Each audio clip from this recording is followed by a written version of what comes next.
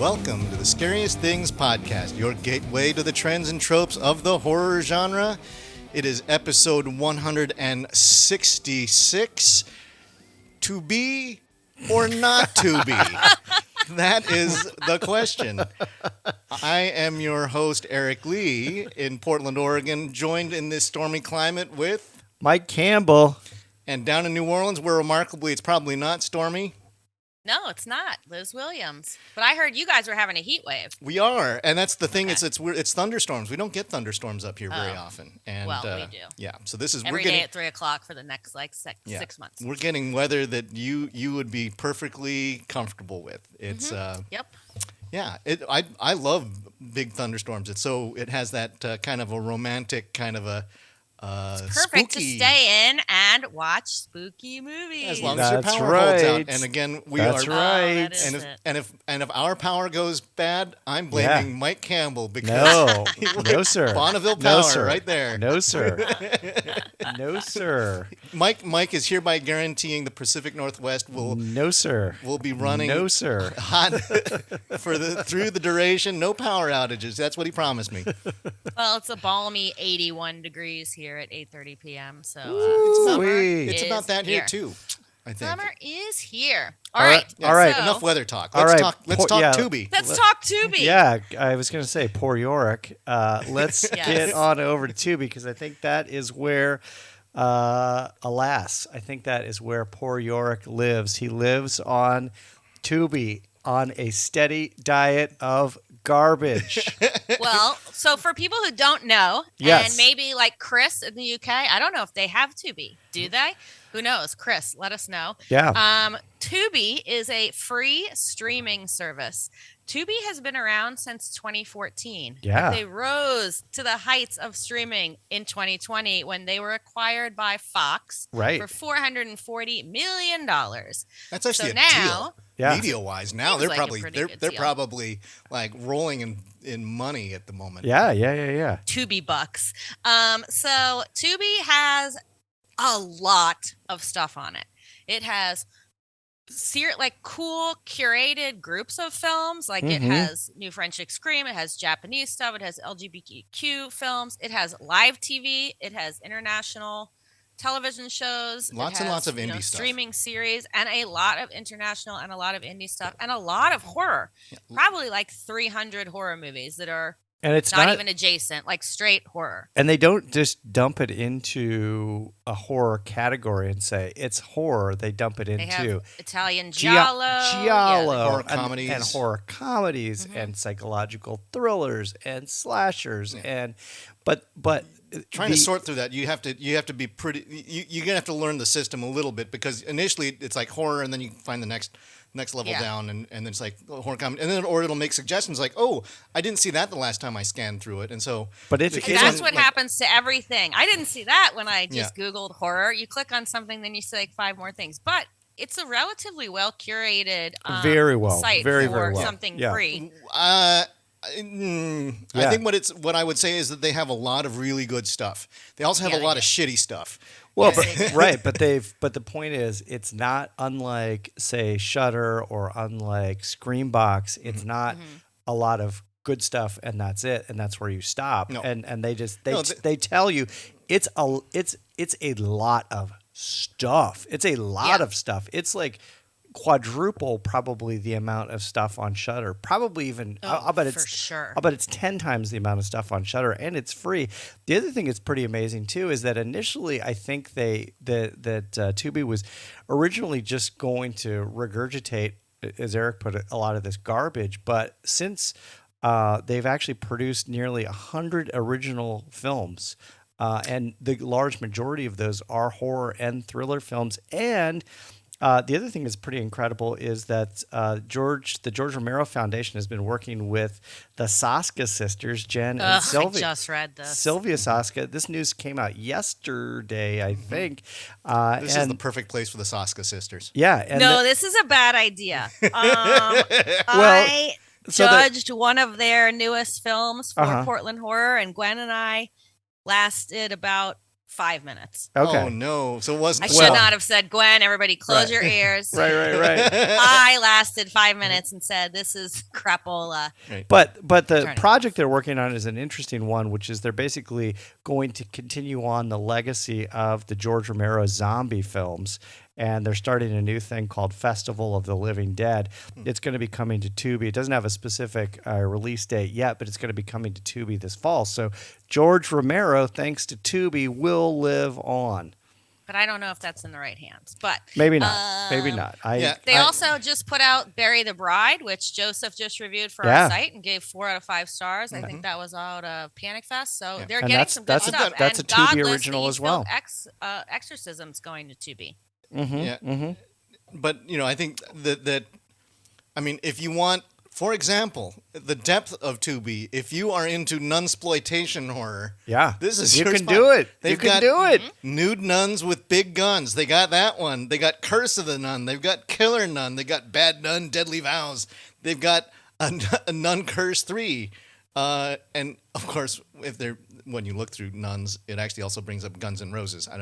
So it's a that's Nuns and Roses. Yeah, Nuns and Roses. Yeah, they have a lot of softcore porn, not full on adult films. Okay, so here's the question: is there anything Tubi doesn't have? Answer: I don't no. think so. Hardcore porn. Hardcore. That's porn. coming next. It might be in there. We just wait. haven't gotten to the That's right. bottom. You have to search for it. Just wait. Just wait. So what we decided to do. It doesn't have Disney. Oh, well, nothing has Disney. Only Disney has Disney. That's right. Disney has Disney. But that's not to say that they don't. I think that they do push when they have. Right now, their big thing is Hunger Games. Got the Hunger Games, and so that's a big get for them. Because I think that they're still somewhat dependent upon drawing eyes for broad audience to say, this big movie that you love, we have this. Yeah. But here's the catch: it's free. But now you're watching and you watch some advertisements now, But I think the thing that sort of that's new is that we've never had mature or let's say R-rated product that you've had to that would play on network television or on common streaming. Maybe the closest thing would be something like The Walking Dead, where you would get it. But they would actually The Walking Dead programs their shows so that you have advertising breaks, right. So that I think the thing for these, I don't know if there's an AI thing that goes in there and goes, here's where I'm going to put the advertising. There are some times where there's a big horrific moment, and then all of a sudden you get a 5, 4, 3, 2, 1 commercial. DoorDash. It's okay. It doesn't bother me. And I was like, because I was watching that, I was like, holy shit! Wow. Yeah. DoorDash. Although the number of ads are not. It's not bad. They're not cumbersome. They're not obnoxious. No. And the breaks are pretty fast. It's either usually a minute or 30 seconds, which I can live with every 40 minutes. Yeah, that's not that bad. I think it's about every half an hour. Okay, half hour. I think it depends on the film. Yeah. And like how many eyes they think they're going to have on it. Because sometimes they'll do a couple at the beginning, and then you get to watch the last hour of the film with no commercial breaks. Honestly, you tend to forget that there's advertising. And then it hits you, and then you go, "Oh, advertising!" And then you get back into it. That's when you go get your snacks. Right. That's why I think like the olden days of TV. For those of you who are penny pinching in this era of having too many streaming services, this is the perfect service. Yeah. Oh, for sure. You know what I just noticed too yesterday is that Amazon, because of the rise of Evil Dead, is wanting to hype all the Evil Dead films. Mm-hmm. So Amazon flipped the 2014, 2015 Evil Dead movie back over to a paid film, and it's now I think it's free on Tubi. It's like $6.99 on Amazon. Go over to Tubi, it's free. Yeah. Yep. So tell me that's not a deal. That's not a deal. But here's the really incredible thing. So I think for this episode, I watched more than any other films I have ever watched for a single film. These are the films I watched that I'm not going to talk about. Rabid Grannies, Mad Cow, Murder Cycle, Scanners 3, Bad Channels, because it has the Blue Oyster Cult soundtrack, and that was the only Blue Oyster Cult soundtrack that they ever did for a movie, let alone a horror movie. Oh, so it's an original soundtrack. It's an original Blue Oyster Cult soundtrack, and it is garbage. Corona Zombies, Zombie 3, the Prey, The Legend of Carnoctus, Post-Apocalyptic Commando Shark, Microwave Massacre, Blood Orgy of the She-Devils, and, as we've already talked about, Sharkula. I watched. You watched all of them? I watched the whole things. All those. All of those movies. I turned the off whole probably thing. 15 movies, like after 5 minutes. I will tell you. Eric even turned off movies. I'm so proud. I'm so thing. Proud. So I bailed on Roctopussy. Yeah. I bailed on Cannibal Girls, which is Ivan Reitman's first movie. Right. I bailed on Schlock, which is John Landis's first movie. Right. I bailed on I Sell the Dead by Larry Fessenden. I bailed on. That's not a bad movie. I couldn't. I fell asleep. I just like, no, I'm not. I got it. If I'm gonna gut through that movie will come up in our next episode. Okay. I also I bailed on Stan Helsing, which was a bad, scary movie ripoff. And what was the other one? I think. Ouija Ninja. I bailed on Ouija Ninja. I mean, what? I didn't write down the names of the stuff I bailed on. Did you bail on Amityville? Amityville Ouija Ninja, or just Ouija Ninja? There's an Amityville Ouija Ninja. Amityville Ouija Ninja in space. In space. So I bailed on a lot, but I didn't write it down. Okay. Because what we were trying to do for this episode was find the weirdest stuff we could find on Tubi, but we want it to be good. Like mine was, it was weird, but I made it through. Yeah, there you go. That's how Liz and I interpreted the mission. Yeah. This was actually the mayor's this is a mayor's choice. That's right. Yeah. And so, but we're totally game for it because you got a lot to pick from. So, oh my gosh! And it was almost like trying hard to figure out. And that's why I bailed on so many of these quickly, because there were so many movies that I was kind of curious about. I wanted to be able to review something that I could recommend that you guys check out. So, Mike, why don't you go ahead, since this is your baby? I will start with. By the way, he has promised. He has promised that this is his best episode roster. Yet. I don't feel like it is. No. Okay. I think nothing can top Rabid Grannies and Mad Cow.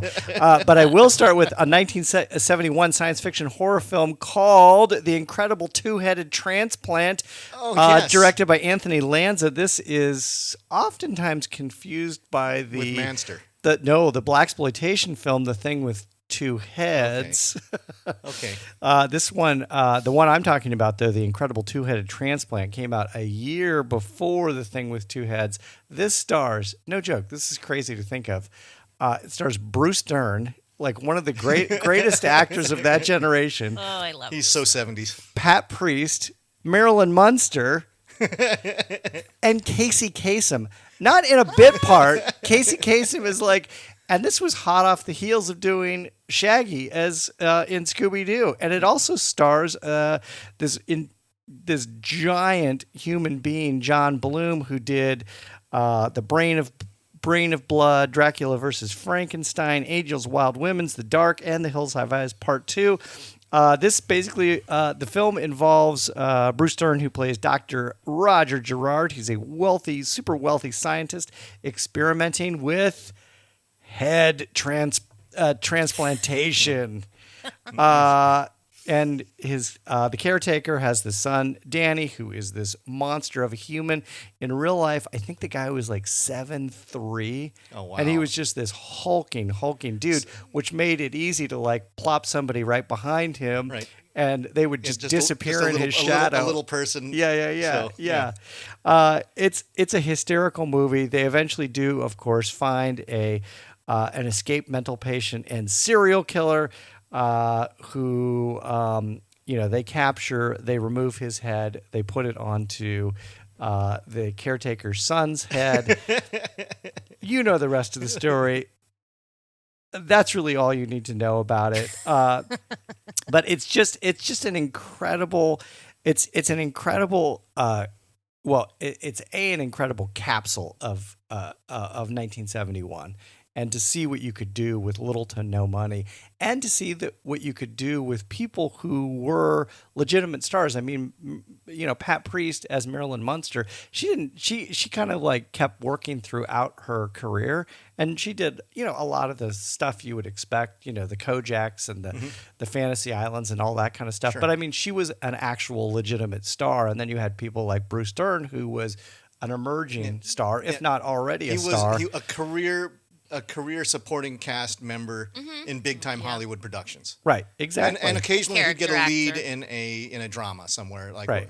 Well, I'll do a little bit of Bruce Dern checking here. What do we got with Bruce Dern? But to me, this is like the pure embodiment of that era. But really, it's the embodiment of the kind of insane offerings that Tubi brings to the table. This is a film, that I think was probably rescued from, the trash heap of film history, and that up until a couple years ago, my guess is, there's no DVD. I'm sure there's no 4K treatment of the two-headed transplant. It was probably next to impossible. I don't even know if VHS copies of the film existed.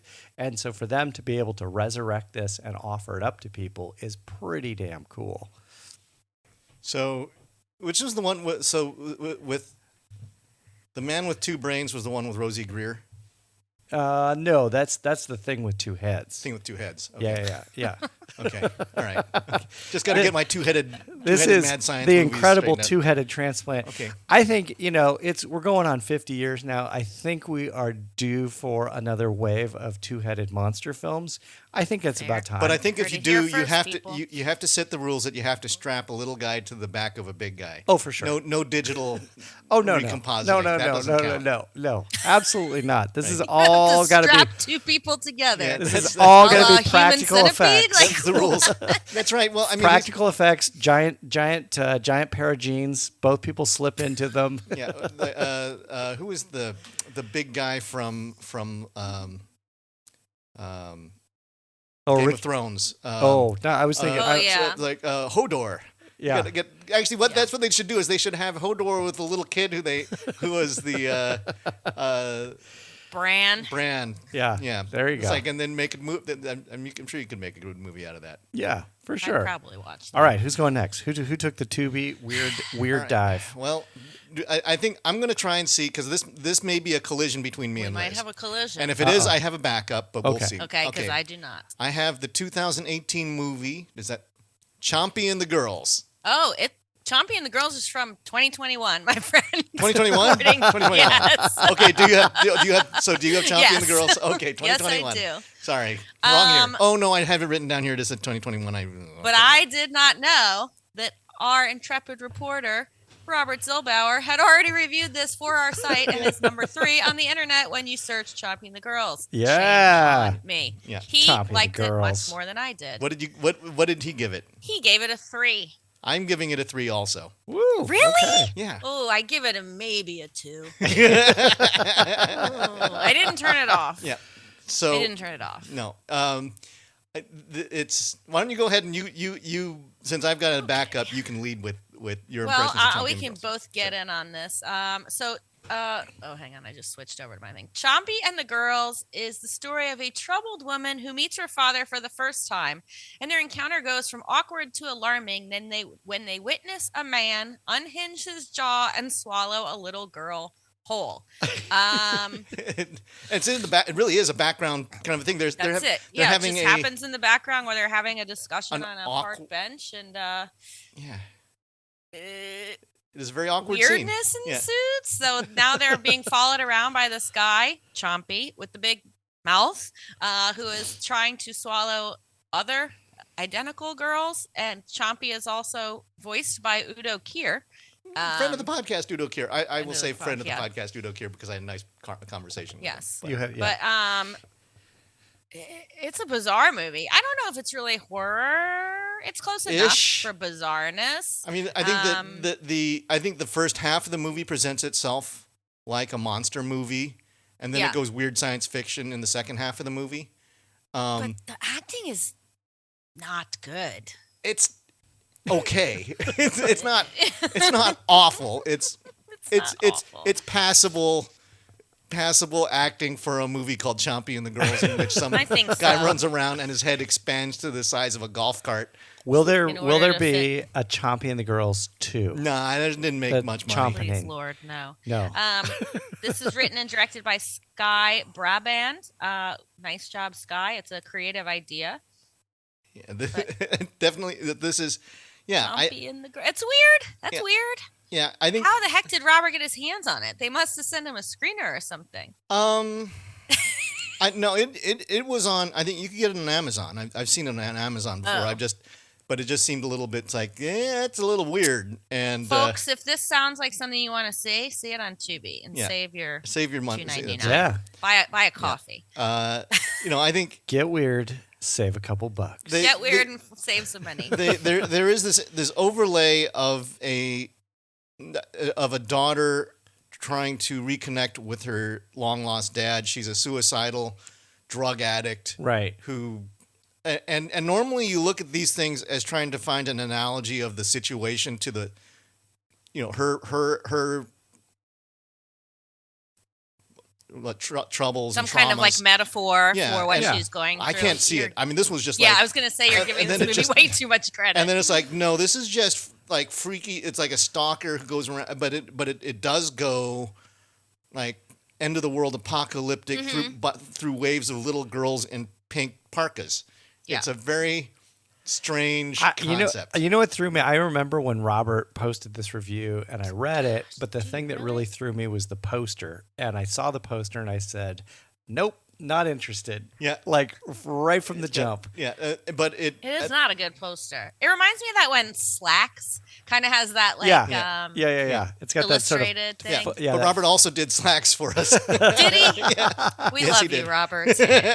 Taking one for the team. Taking more than one for the team. All right. Okay. So what is Choppy next? and the girls. I do not have a backup. Okay. So my backup, I'll go to my backup, and I'll just do a little short thing for this because I think it's a curious piece because you said go weird. So I went to Ken Evernall, we did Baskin. Oh, yeah. Right. Which is also on Tubi. Yes, it is. Yes, it is. Recommend you check out if you've got a strong stomach and a strong psyche. Baskin. Woo. The Girl with No Mouth doesn't need that kind of entry requirement. It is. This is Peter Pan in the hands of a man who gave us a trip to hell in Baskin. Right. And with that you get a Girl with No Mouth. Right. It's a post-apocalyptic story of Perry, who's a girl born with no mouth, who there's been some sort of a. It's suggested that there was a nuclear like fallout or something that. All the children born came out mutated and without major organs, and but her father hid her away out in the forest. And when the government stooges come to get her, they kill him, and she's on the run. And she runs into a group of other little kids out in the woods. There's a young teenage boy without eyes, handsome young lad who's very charming, and he's the blind guy. And then there's the fat kid they unfortunately put a piggy nose on him because he's got no nose. But he's the muscle of the group. And there's a little deaf kid without ears named Badger. And the four of them create a group, and they self-proclaim them pirates of the realm. And they go out and they scavenge the woods and hunt. And it's very, it has that little the lost kids thing, except for the threat of the lost kids is that you run into these evil governmental types who will shoot the kids on sight, and so that it is kind of a generic adventure. The dialogue is kind of awful a lot of the times. The story's fun. Yeah, I think. Does it look good? It looks great. Like Ken Evernall does a good looking movie. Look amazing. Yeah, he's and I think he's trying to do a fantastic. He's trying to tune into his Guillermo del Toro side and do a dark fantasy. And I think if you want to show kids something like The Goonies, or something like that, this is kind of like The Goonies. So it's a gateway horror. It is film. A gateway horror film. Okay, I think, this is not Baskin. It's not close to Baskin, okay. but at the same time, these kids have really grotesque. That they've got deformities. Yeah. The little girl has to act most of the time going. It's like, okay, well, there's limitations, right? With the act, she's cute. There's the kids create a bond. It's a little, it's a been there kind of a moment, and I probably say 3 stars, maybe 2.5. Okay. But if you have kids, I'd say great gateway kind of a thing. So if they can handle that, there's a little bit of murder action. There's a lot of There's like not everybody makes it, so it's not a happily ever after kind of a thing. It's got a somewhat of an optimistic end. Mm-hmm. You know, it's like, there you go, kids, be free, or whoever's left, you know, that kind of thing. And that's so it was hard to find. I tried. I had been trying to find it. I couldn't find it on you know the other kinds of venues, and so this was one where it's like, it's on Tubi. I'm gonna have to watch this. So, Girl with No Mouth by Ken Evernall, 2019. Good gateway thing for kids. Kind of a been there, done their plot, but for kids who haven't seen a whole lot of this stuff, But is it in Turkish? No. Wait, I'm sorry. No, it is in Turkish. It is in Turkish, but it's subtitled. So they have to at least be able but the little girl goes most of the time. You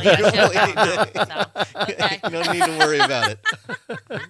You know, and that's it's funny you mentioned that point, not about the little girl not having a mouth, but the fact that it was difficult for you to find because, you know, one of the things we haven't really talked about is the fact that Netflix just recently discontinued their DVD service, which basically meant it was something like 140,000 titles. And they're not going to sell it. Went offline.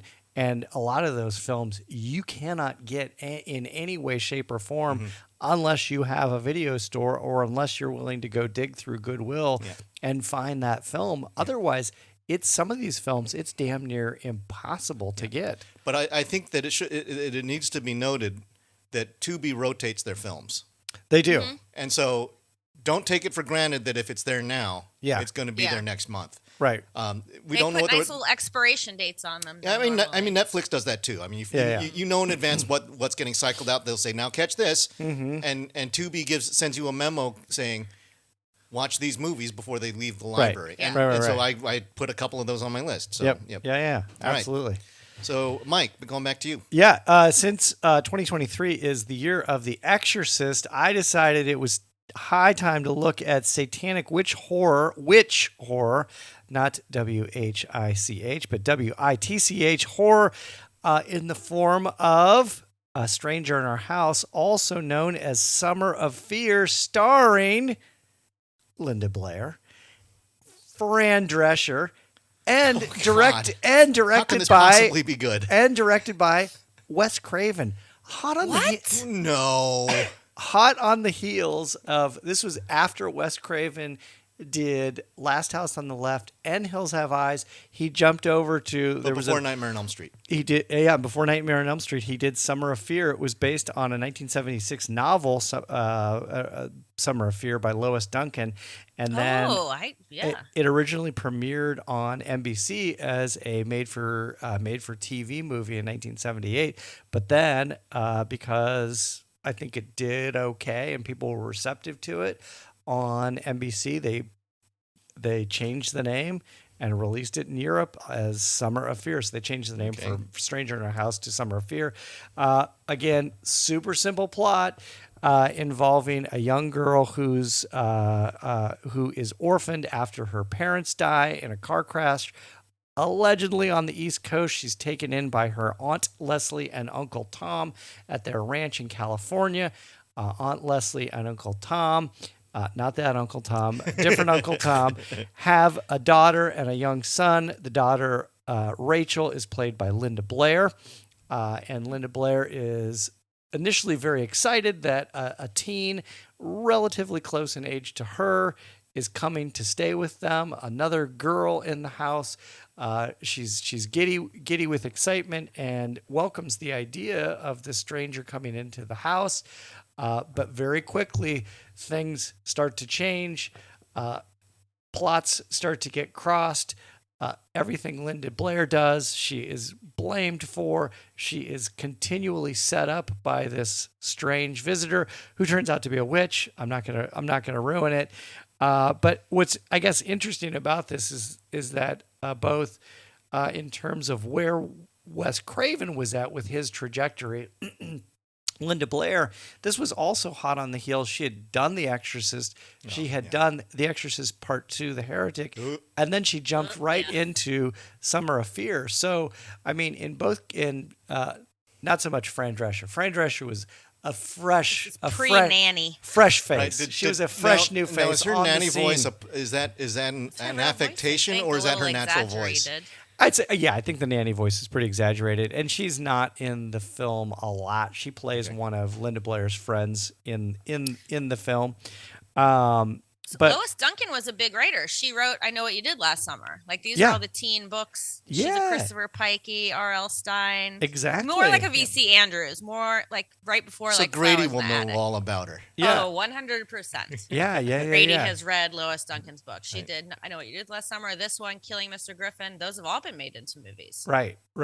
Well, and so and Wes Craven was allegedly also inspired by Rosemary's Baby and a lot of the work that Roman Polanski had done, and that's what he was looking for, was to build a film that was built around sort of paranoia and suspense. That's a high bar. And the double crossing between this satanic witch and this young girl. So why is it that we didn't? Why has this disappeared into the annals? Was it because it only had a European release? Did it not have an American release? No, I think it was an American release on TV, originally on NBC.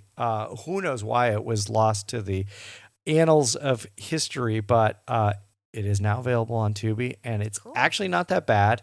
It does take a long time to sort of get to the punchline, so it is sort of a slow burn film in that regard, but you get to see, which I think is cool, being a huge fan of The Exorcist, and since it is 2023, you get to see the evolution of Linda Blair, which is always kind of a cool thing. Yeah, interesting. And this is before before she did roller.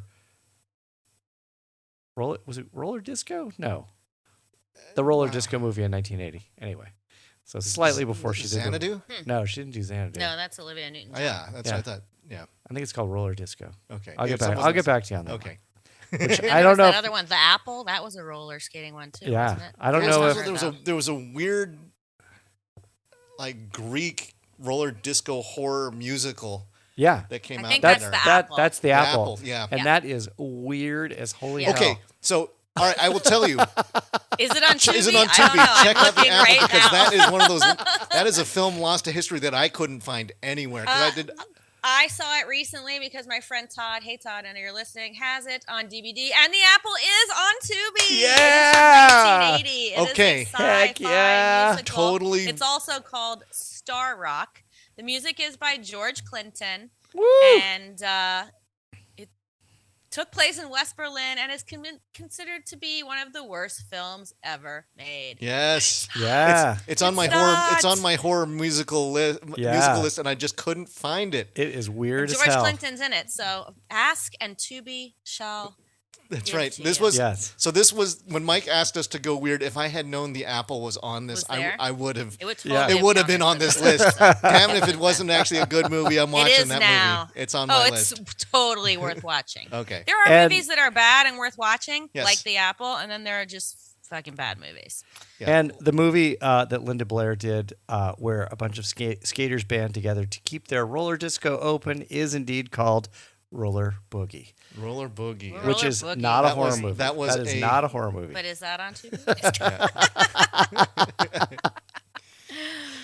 Oh, goodness. All right. I have a film that I'm going to dedicate to the Jersey Ghouls, who a couple episodes ago on their podcast ranked all of the Scream movies. But they left one out. This is a 2018 fan fiction version film called Scream Returns. This is made by super mega fans of the franchise. The director is named Jad Sharaf. He is the co-writer with Morgan Le Dantec. It's a French film. And they also count Wes Craven in as the writer, because I guess since it's the characters and everything. And this is created by ultra fans of the horror comedy franchise. This is a brand new story of Ghostface terrorizing an unsuspecting group of friends. But this time, it takes place in the world of video games. So instead of saying, what's your favorite scary movie? He says, what's your favorite scary video game? And part of it is shown, like, in the video game, there's Ghostface. Outside the video game, they're like, dude, get off the couch, stop smoking weed and playing video games all day long. You need to pay rent. And then Ghostface comes get you. So it's a labor of love, but it actually looks pretty good. So here's the real question. Can look pretty good. Is it better than Scream 5?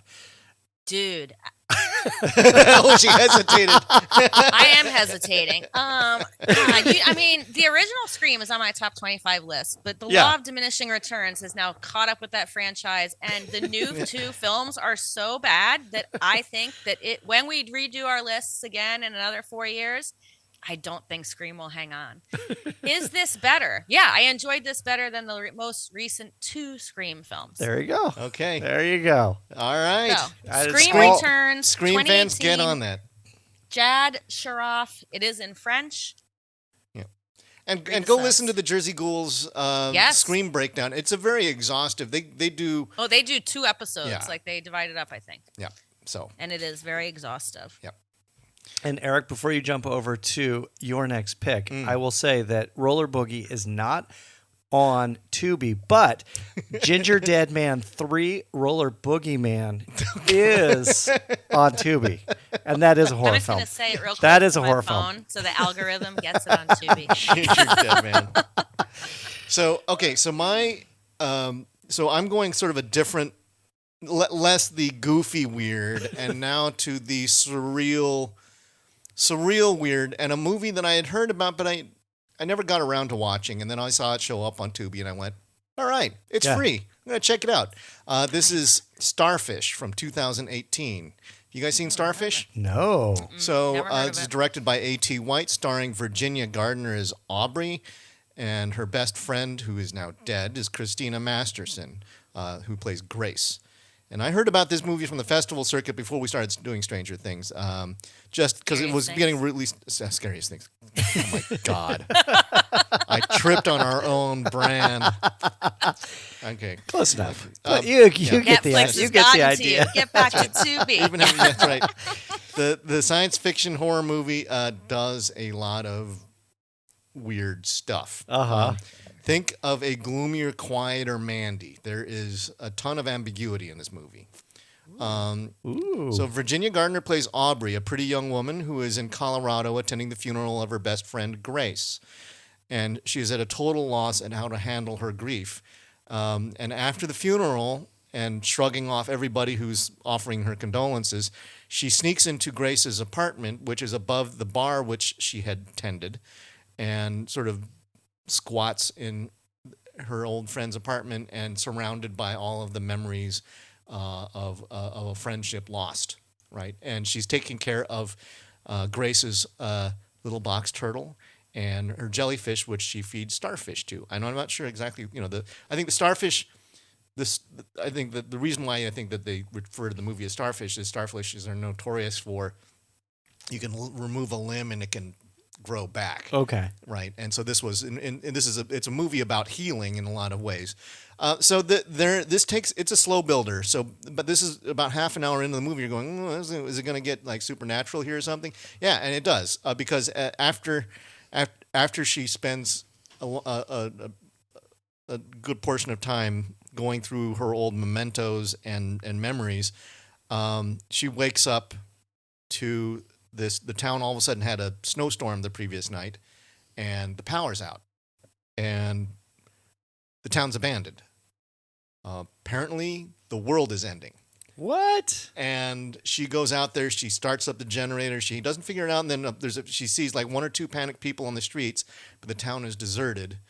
And then something slams into the bar window where she's hanging out in the bar, just checking things out, and she gets a voice on the walkie-talkie telling her how to. It's like, did you listen to the audio tape that Grace left you? She left you a mixtape. Go listen to it. And in the meanwhile, use this sound, which will scare these monsters away. And there's these toothy aliens that are sort of running around, killing people and banging on windows, apparently. Huh. And she goes upstairs, plays the mixtape, and the mixtape gives her instructions that says that that Aubrey and Grace used to work together at a radio station. Oh, okay. And what was happening was that there was a signal that was mixed into an announcement that went out that was opening a portal to another world, and things were coming through, and they were and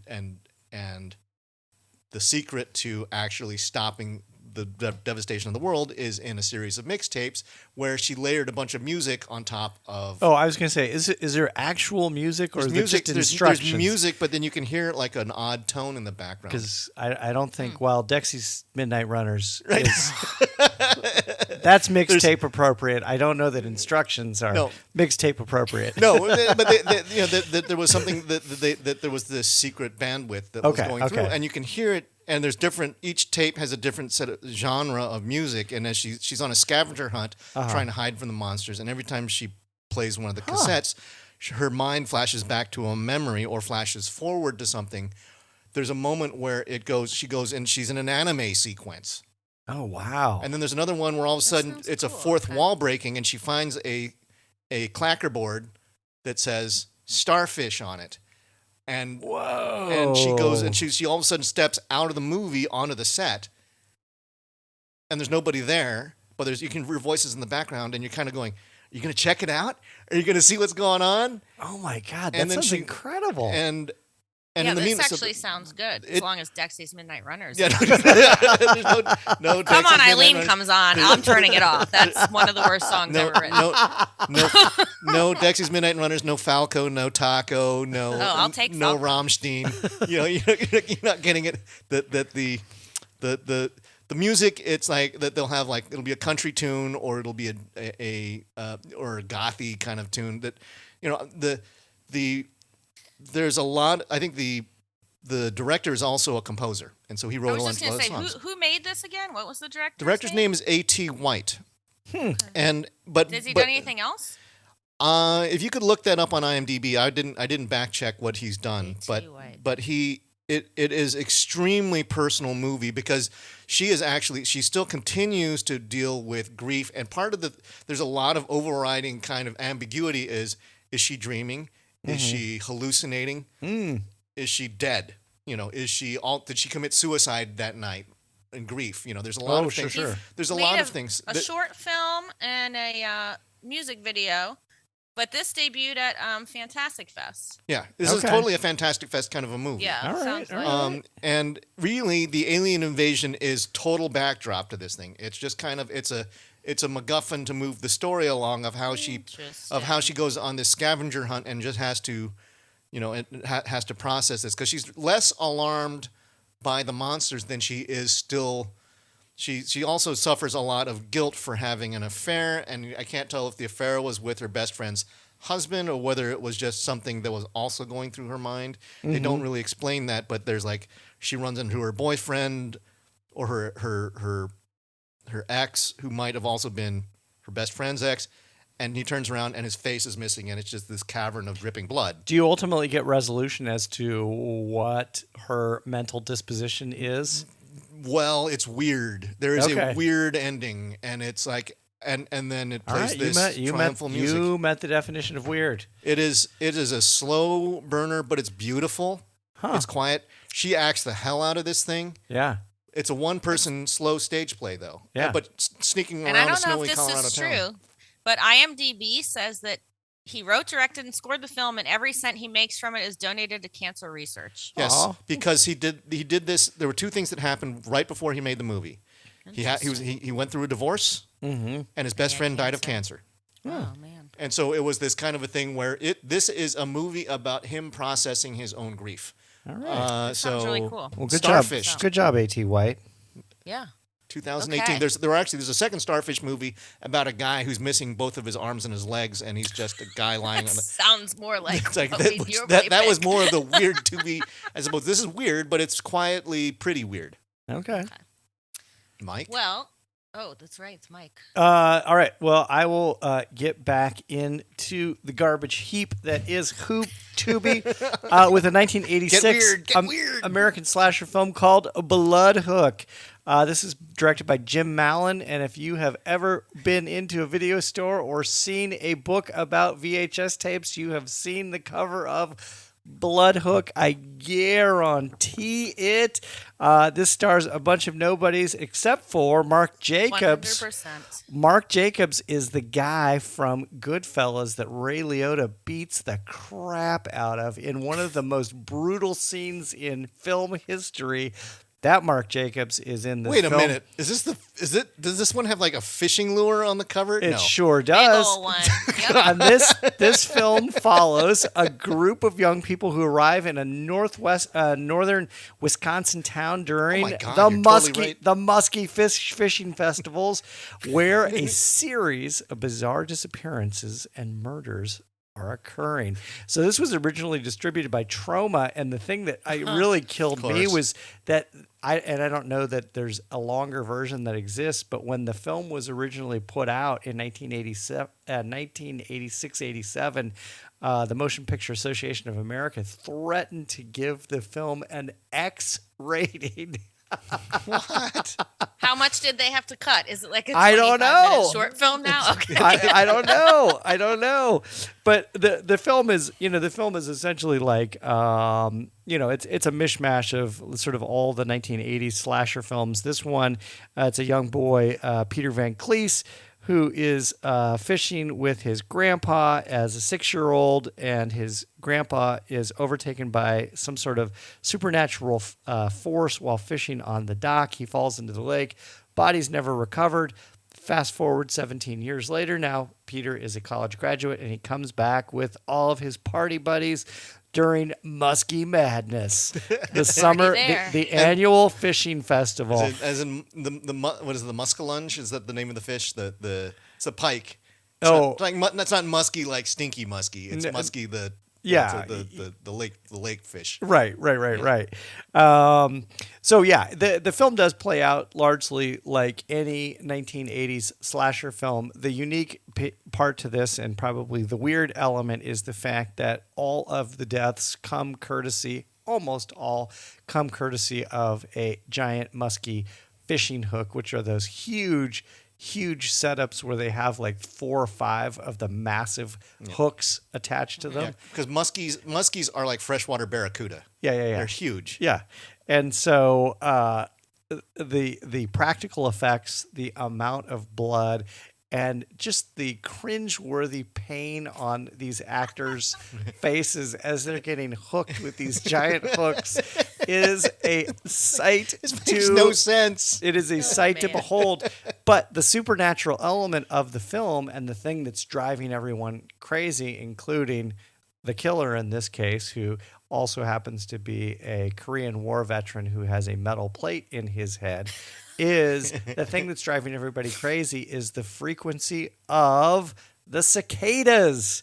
And the cicadas are what drives everybody crazy every 17 years and causes them during the Muskie Madness Festival to go mad. To go mad. Yeah, I had a lot of fun with it. I initially I was like, I don't know about this, but I have seen this Bloodhook. I have seen the goddamn Bloodhook poster and the video cassette tape so many times for the better part of 40 years. I was like, I've got to see Bloodhook. And this was my opportunity to not only see it, but to rationalize why I saw it and to enjoy the fact that I saw it by way of Tubi. I hope that Tubi doesn't wean you off of movie madness, because this seems like something that you would find in the back corners of the weird section of movie madness. Oh no! But this sounds like they are perfect together. Yeah, Tubi is the movie madness for everybody that doesn't live in Portland. That's right. Yep. Although in 2018 they did do a Blu-ray version. They did a original, like a 2K scan of the 16 millimeter negative, and then Vinegar Syndrome released it. So, so if you don't have Movie Madness and you can't get it Tubi, you can always go to Vinegar Syndrome, because they're going to have a lot of this stuff too that's kind of fallen into the trash heap of horror history that you can't get access to. This is for Chris Cleland if Britain doesn't have Tubi. Yeah. Get a region-free DVD player and get Vinegar Syndrome. Okay, Liz. Get one for Chris. Okay. All right. My next one, I went by title alone and runtime. This is a sweet 62-minute film called Bloody Muscle Bodybuilder in Hell. All right. You definitely, you went weird. Okay. It is a 1995 J-horror movie directed by Shinichi Fukuzawa. Yes. And Eric, you know what this is, right? The Japanese Evil Dead. Yeah. It is bad shit crazy. Oh, you've seen it. Good, I hell did yeah. not know that this is like a thing. So, because I'll tell you what, there's some reviews on it and stuff, but there's no Wikipedia page except for the German Wikipedia page, which I am translating, and stuff is pretty funny. So I am also using a website for a reviewer called Voices from the Balcony. Okay, so this was shot and edited on Super 8 over years. And it is was released then by Visual Vengeance, and they are an imprint devoted to obscure films.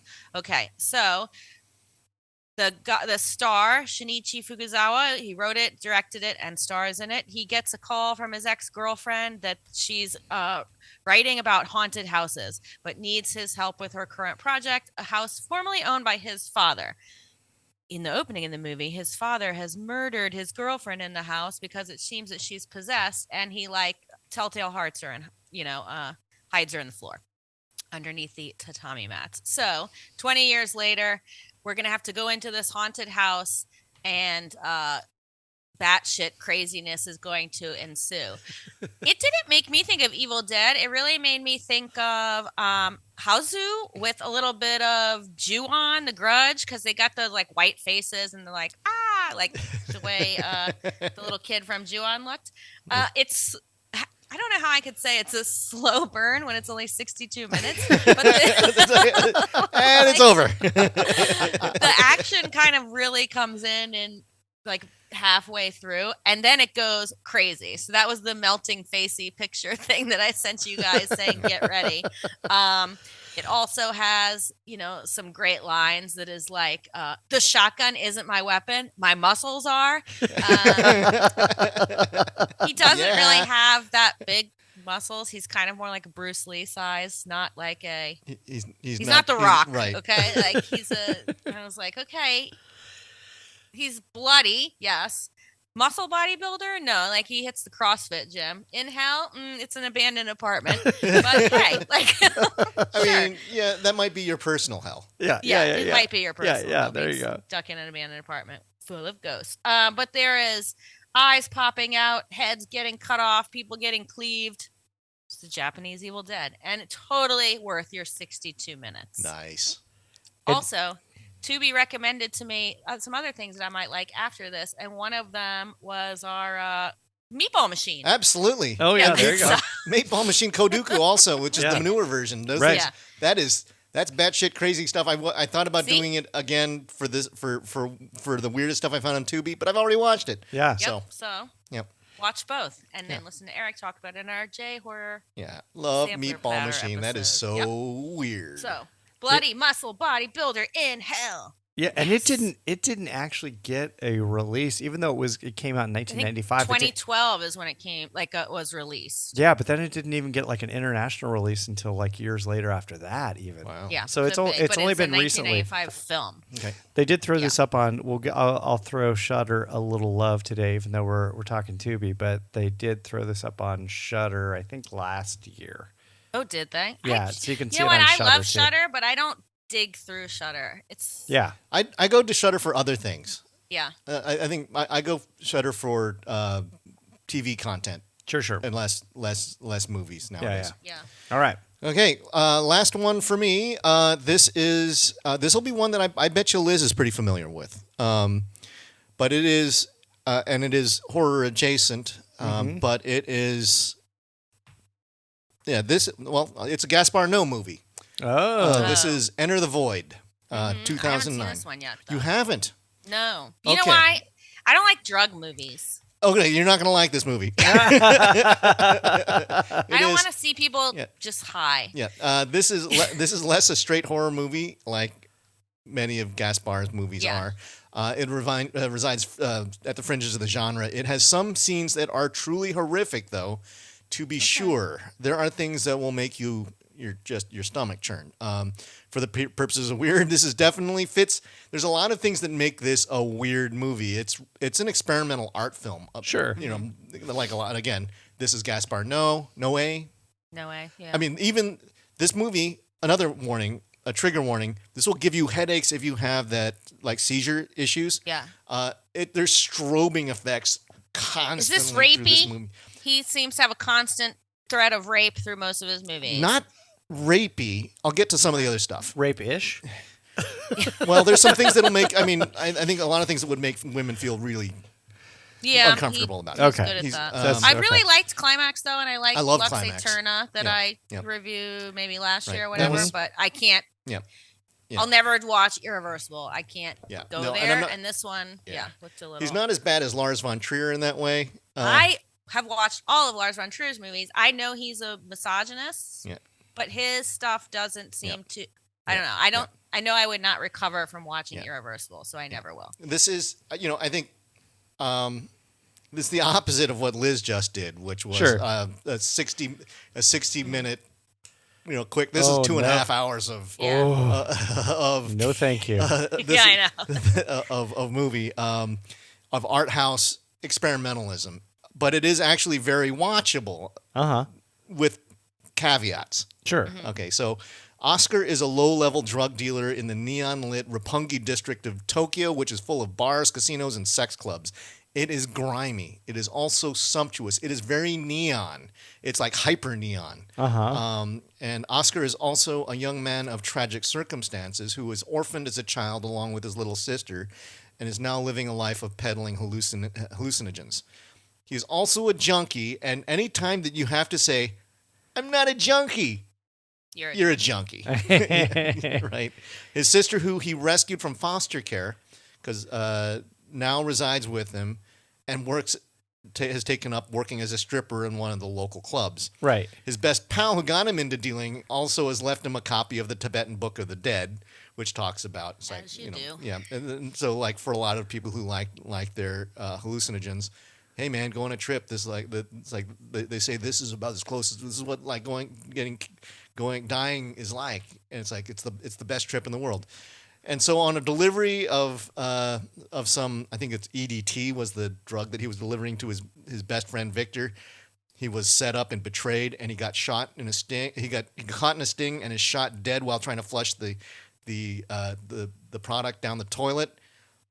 And that's end of Act 1. Okay. Our lead protagonist is now dead. But you spend the rest of the time floating in and out of the lives of the people. It pulls back, and it shows, and it flashes. There's a lot of flashing back to the incident that orphaned him. Also, that it shows a lot of the horrible decisions that he made. It says it's like he fled to Tokyo, didn't know what to do, fell into the world of drug dealing as one, he's a user. Two, so he knows his product, and then he starts peddling it around to a lot of the clubs. He's a really problematic protagonist, and I mean, he seems like he's a kid who's doing this because he needs to make ends meet, and he's trying to take care of his kid sister. Of course, his kid sister's not making the best decisions in the world, working in this sleazy club, and you see the repercussions of all the awful. It's a sad domino tower in cyberpunk neon. Okay. As you see this, you see the whole. Does it calibrate more to, from everything you're describing? It sort of calibrates more to sci-fi than horror, or is the horror just come from the? It's really it's not so much science fiction. Okay. I mean, it's other than it's like you're an out-of-body experience. Sure. This is you're floating. One of the magic things about this movie. It's making me think like Requiem for a Dream. Yes. Okay. Requiem for a Dream would be. It's not maybe as depressing as Requiem for a Dream. Yeah. Few things are. But the camera will drift in. Things are. It zooms into bodies and out of bodies. It pans. Okay. Cool. It pans quickly over whole urban landscapes of Tokyo. It's just amazing what they do with these dolly shots and stuff. I think it's one thing I would say is that Enter the Void is a movie that should be required for all juniors and high school health courses. Yet this is probably an Stay away from drugs. It is an NC-17 movie if it ever got a rating. It's loaded with hardcore depictions of drug use, sex, and a horrific car crash, and an abortion. Yeah, are drug scare movies even a thing anymore? I mean, one of the things that it actually is, it's like, I mean, you can see it actually follows him on a trip, and the trip is kind of it's wild. It's straight up. Gaspar Noé's favorite movie is 2001: A Space Odyssey. Right. And he cops to that, but really pumps up the digital effects and the kinds of. Yeah. And it's a kaleidoscope. If you're tripping while watching this, you'll have. Yeah, it'll be awesome. Trip, probably. And then all of a sudden you realize the folly of it because you'll see the ruin that it puts upon everybody who touches the stuff. Right. So it shows you, it's like that's the awful consequences. Also, it's like, where do babies come from? It answers that question for you. Oh, it's sex I ed. know. And then there's like the end sequence. It's like it shows both. I don't need an answer. Yeah, a near pornographic and a near.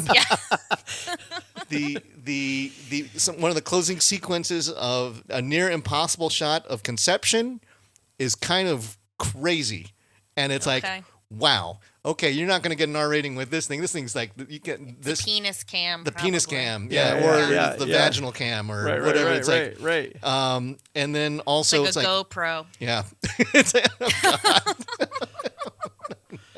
and it also has, why should you wear seatbelts? One of the nastiest car wreck sequences I've seen in memory. And also what happens with an abortion. And it shows an actual abortion procedure. It's eye-opening. Okay. And unsettling. So no rapey scenes. Sure. Okay. There's like bad decision sex. There's also lots of random people sex because that's a Gaspar Noé thing. Yes, it is. And it's not, I mean, it's hardcore, but it's not porn because it's not titillating. It's kind of, it's trippy. Yeah. And there's like weird lights, the whole thing. So weird movie, art house, extreme. Yeah.